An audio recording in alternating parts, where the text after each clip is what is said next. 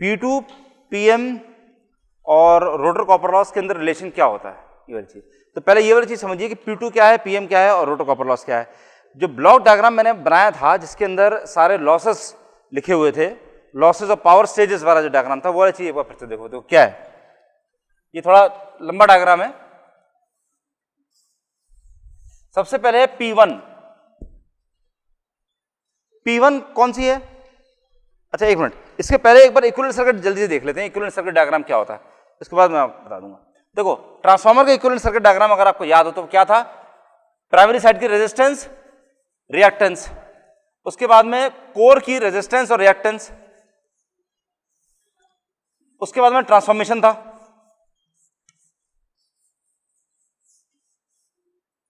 उसके बाद में सेकेंडरी साइड की रेजिस्टेंस, रिएक्टेंस, और उसके साथ में यहां पे जो लगा हुआ था that was the load. So this was X2, this was R2, this was यहां पर था E2, यहां पर था E1, this was G0, this was G0, this was B0, this was X1, this was R1, और यहां पर आपने सप्लाई दे रखी है V1।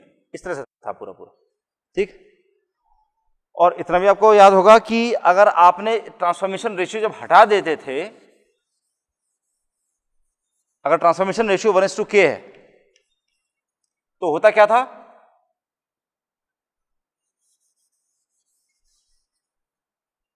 ये पूरा अगर आपने जोड़ दिया यहां पे तब क्या होता है, E2/k, R2/k², X2/k² और R2/k²।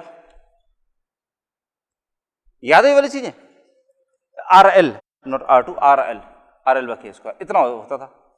The only difference is इसके अंदर भी सबको सेम होता है, यहां से यहां तक का जो वोल्टेज होगा this is basically E2/k, this R2/k², this X2/k², सब कुछ है। द ओनली डिफरेंस इज यहां पर बिकम्स SX2/k²,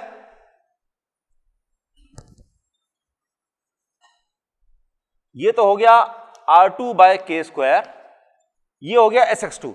रोटर रिएक्टेंस होते हैं दैट इज स्लिप डिपेंडेंट होती है। रोटर की जो रिएक्टेंस होती है वो स्लिप के ऊपर डिपेंड करती है, स्लिप अगर कम ज्यादा होती है तो रोटर रिएक्टेंस भी कम ज्यादा होती रहती है। ये कंस्ट्रक्शन की चीजें हैं, ये वाली चीज थोड़ा सा डिटेल में सेकंड यूनिट के अंदर पढ़ लेंगे। और लोड रेजिस्टेंस जो होती है that is basically RL/1 - S/S, ये होती है, and this is R2 × 1 - S/S, ये हो गया। This is basically the load resistance, ये पूरी लोड रेजिस्टेंस निकल के आती है। This is basically the equivalent circuit diagram, ये होता है पूरा, दैट्स ऑल। बाकी सब कुछ बिल्कुल ट्रांसफार्मर की तरह से है। तो लोड रेजिस्टेंस की भी अपनी टिपिकल वैल्यू है which is slip dependent, load reactance की भी वैल्यू है which is again slip dependent, बस और कुछ नहीं। लोड रिएक्टेंस है सेकेंडरी साइड की रिएक्टेंस की, उसकी भी अपनी वैल्यू बस, और बाकी इसका डायग्राम जो है बिल्कुल सिमिलर है। तो इसके अकॉर्डिंगली आप ये देख सकते हैं कि स्टेटर के अंदर आपने apply the that is V1, power उसके अंदर गई P1, उसी का यहां पर मैं बना रहा हूं कि पावर फ्लो डायग्राम से कैसा होता है। मैं ये बना चुका हूं, एक बार फिर से डिटेल बता रहा हूं, तो देखो क्या होता है।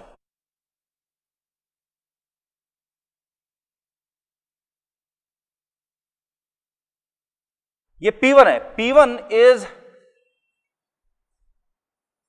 स्टेटर इनपुट पावर, ये P1 है। उसके बाद इसमें से जिस टाइम आप stator copper plus iron loss इतना जब आप इसमें से माइनस कर देते हैं तब बची हुई पावर जो होती है वो पावर कौन सी है, P2, which is stator output power और रोटर इनपुट पावर और power across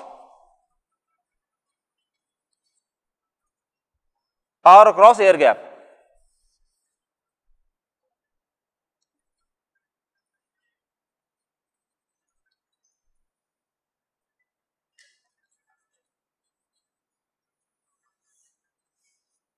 power across air gap, इसमें से जिस टाइम आप रोटर कॉपर लॉस घटा देते हैं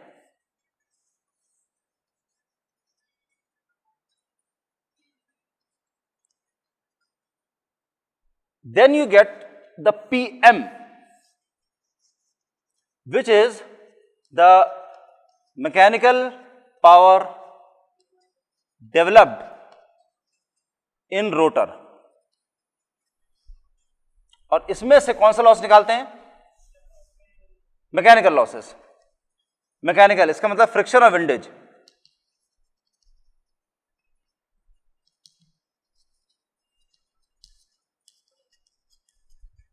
Then you get what is known as PSH.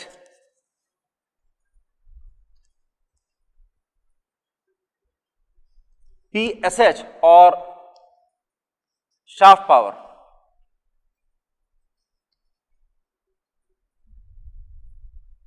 ये पूरा डायग्राम है। अब इस डायग्राम में देखो क्या है। पावर के बारे में आप एक चीज जानते हैं, P equal to T omega. जानते हो ये वाली चीज? ये बड़ा पुराना फॉर्मूला है, P equal to T omega. ये जो हमने पिछले सेमेस्टर में ड्राइव भी किया हुआ था, P equal to T omega. अब देखो ये स्टेजेस कैसे कैसे हैं। जो मैंने आपको ये वाली चीज बताई थी कि इंडक्शन मोटर की जो वर्किंग होती है वो input equal to output plus loss की तरह से होती है। और ये पूरा जो इक्वेशन होता है that works for the rotor. Actually rotor के अंदर जितनी पावर आपने दी, जितनी उसमें पावर डेवलप हुई, तो पावर आपने जितनी रोटर के अंदर दी है that is basically P2। P2 में से जब आप ये रोटर कॉपर लॉस यानी कि I2R, I2 इतना जब आप माइनस कर देंगे तब आपको बेसिकली मिल जाएगा PM।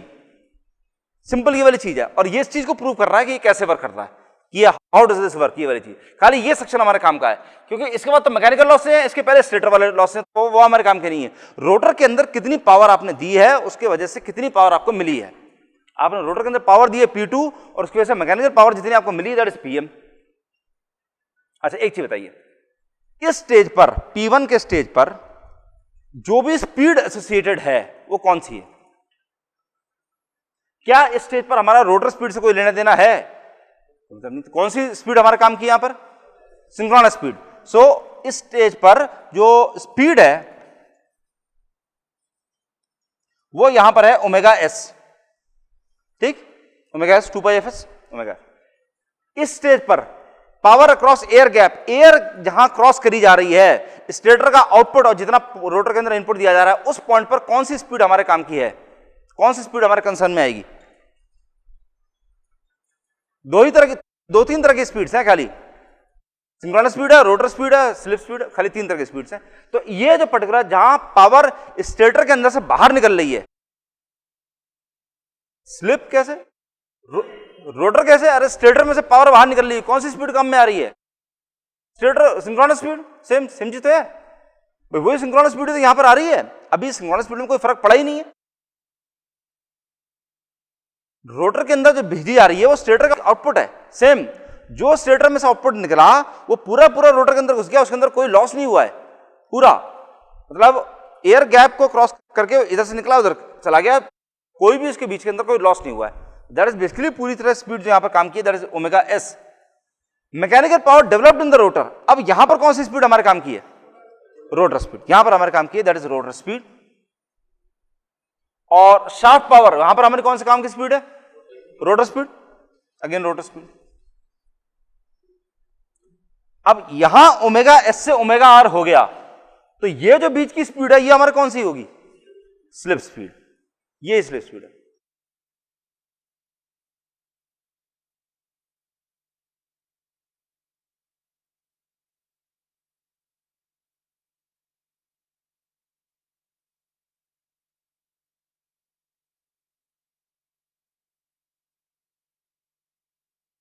Omega S slip speed और ओमेगा आर में रिलेशन क्या है? ओमेगा एस और स्लिप स्पीड क्या होती है? Omega S into this omega R is equal to omega S into 1 minus S. और स्लिप स्पीड कितनी होती है? S into omega S. ये तो होती है नहीं? क्लियर नहीं है?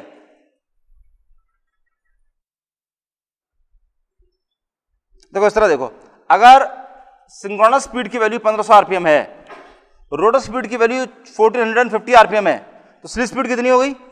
50, स्लिप परसेंटेज कितना हो गया, स्लिप परसेंटेज या स्लिप की वैल्यू कितनी हो गई, 50 बाय 1500 कितना हो गया 0.33%, 0.33 मल्टीप्लाइड बाय 1500 करो कितना मिलेगा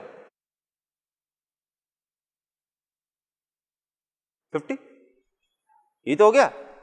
स्लिप की वैल्यू 0.33 आ गई, इसका मतलब S इक्वल टू 0.33, तो इसका मतलब क्या है 0.33 को अगर 1500 से मल्टीप्लाई करेंगे तो आपको स्लिप स्पीड की वैल्यू मिल जाएगी 50, यही। तो इस तरह से ये वाली चीज बेसिकली हो गई, this is basically slip speed, यहां पर ये S into ओमेगा S की वाली चीज होगी, दैट्स ऑल, और कुछ भी नहीं है और उसमें करने का। तो इसका मतलब क्या है, as you can very well see from this diagram that power across air gap P2 is to I square R2, I2 square R2 is to PM is equal to omega S into 1 is to omega S into S is to omega S into 1 minus S. Omega S अगर सब जगह cancel कर दीजिए, then P2 is to I2 square R2 is to PM is equal to 1 is to S is to 1 minus S. ये ratio है, ये आपको काम कीजिए। टॉर्क बेसिकली कैंसिल्स आउट, इसलिए जितना ये रह गया basically P2 is equal to I2 square R2 और PM, that is 1 is to S is to 1 minus S. मतलब कहने का मतलब यहां पर यह है कि अगर आपको इसमें से कोई सी दो चीजें दे रखी हैं तो इस चीज निकालनी है तो आराम से निकाल सकते हैं। सपोज आपको स्लिप की वैल्यू आप मान लीजिए निकाल दिया आपने, स्लिप की वैल्यू आपने निकाल रखी है और P2 दे रखा है और I2 स्क्वायर R2 निकालना है, कैसे निकालेंगे? P2 अगर दिया हुआ है, S दी हुई है, तो I2 स्क्वायर R2 कितना हो जाएगा, क्रॉस मल्टीप्लाई करो, P2 into S is equal to I2 square into I2 square R2 into 1, cross multiply, इसको इससे मल्टीप्लाई करोगे same thing as this multiplied by this, उस तरह से this multiplied by this is equal to this multiplied by this, उस तरह से this P2 into 1 minus S, मैं सारे कॉम्बिनेशन पॉसिबल लिख देता हूं, P2 into S, S into P2 is equal to I2 square R2 into 1, I2 square R2 into 1 minus S cross multiply is equal to S into PM cross multiply, और यहां multiply करते हैं P2 into 1 minus S is equal to PM into 1।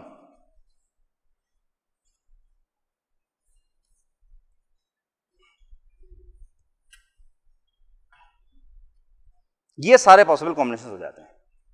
In fact आपको सारे possible combination याद करने की जरूरत नहीं है, अगर आपको ये वाली चीज समझ में आ जाती है तो यू आर डन।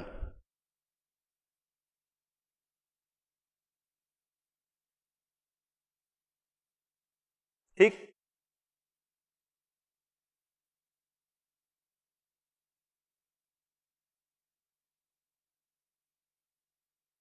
कॉगिंग और क्रॉलिंग ये दो टॉपिक्स रह गए हैं, ये इसके लिए थोड़ा सा सेकंड यूनिट का थोड़ा सा पोर्शन हमको और पढ़ना पड़ेगा, उसके बाद this two are very small topics.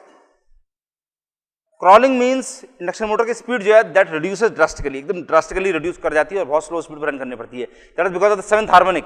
ये वाली चीजें बाद में लेंगे, ठीक है। अभी फिलहाल नेक्स्ट टॉपिक जो हमारा है that is starting and speed control of induction Motors.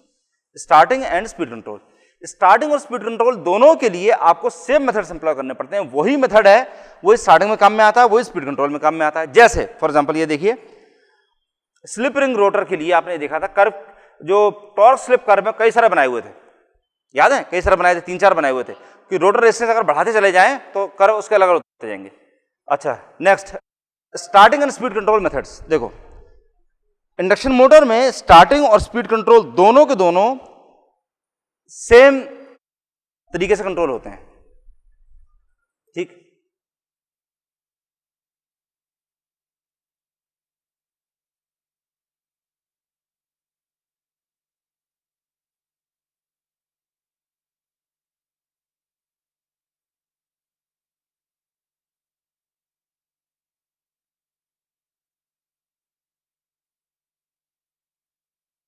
Category number A है control from stator side.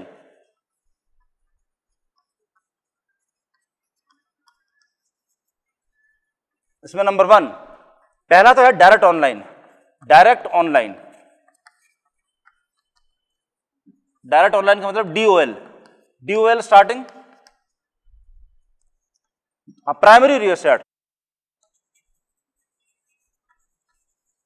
Primary rheostat starting. Number 3 है स्टार डेल्टा स्टार्टिंग, और नंबर 4 है auto transformer starting.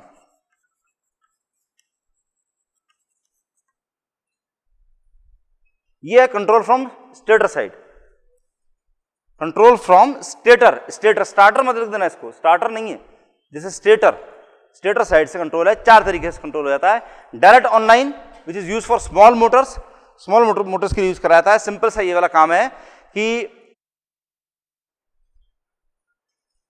Induction motor को आपने एक रिले के थ्रू कनेक्ट कर रखा है कि आप उसमें जैसे बटन दबाते हैं, बटन दबाने के बाद में रिले एनर्जाइज हो जाती है और सप्लाई जो है कॉन्टैक्टर्स एनर्जाइज हो जाते हैं। जितनी सप्लाई आ रही है पूरी पूरी उसमें पहुंचनी शुरू हो जाती है डायरेक्टली। और उसमें एक फायदा ये होता है कि उसके अंदर सिंगल फेजिंग प्रिवेंटर लगा रखा होता है। सिंगल फेजिंग प्रिवेंटर सब लोग जानते हैं क्या होता है? सब लोगों को पता है सिंगल फेजिंग प्रिवेंटर क्या होता है? अगर किसी वजह से एक फेज ने आना बंद कर दिया तो फौरन तीनों कॉन्टैक्टर्स को खोल देगा, तो सप्लाई पहुंचनी बंद हो जाएगी, induction motor will be safe. ठीक, तो this is use only for very small Motors, only for very small Motors. Starting से पहले वो लेना चाहिए था सर्किल डायग्राम, स्टार्टिंग तो बाद में आती है। जब तक सर्किल डायग्राम आप लोग नहीं पढ़ते तब तक ये वाली चीज कंप्लीट नहीं हो सकती। चलो ठीक है, ऐसा है। लेट अस एंड हियर, आज यहां एंड कर देते हैं बिकॉज सर्किल डायग्राम के लिए you need a lot of time. तो कल सब लोग कैलकुलेटर्स लेकर के आइए। सर्किल डायग्राम है, आसानी से समझ में नहीं आता है सर्किल डायग्राम। उसके मैं कुछ बेसिक्स आपको बता देता हूं अभी यहां पर। सर्किल डायग्राम आसानी से समझ में नहीं आता है, फॉरगेट दिस, ये टॉपिक अभी काम का नहीं है। स्टार्टिंग में स्पीड कंट्रोल बाद में करेंगे, सबसे पहले सर्किल डायग्राम करना है।